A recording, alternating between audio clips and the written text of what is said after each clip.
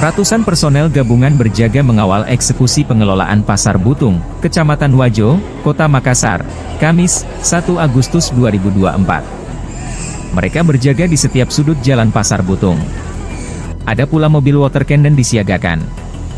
Jalan masuk ke Pasar Butung pun diblokade. Meski demikian, pedagang tetap dibolehkan masuk untuk berjualan.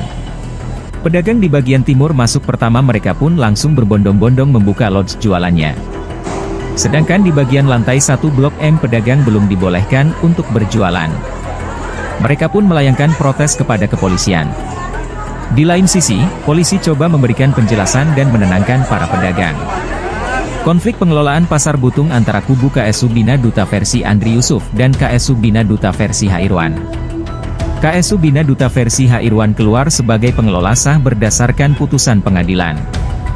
Humas Pengadilan Negeri Makassar, Sibali mengatakan, yang dieksekusi adalah kepengurusan pengelolaan Pasar Butung. Bukan eksekusi pedagang untuk diminta mengosongkan Pasar Butung.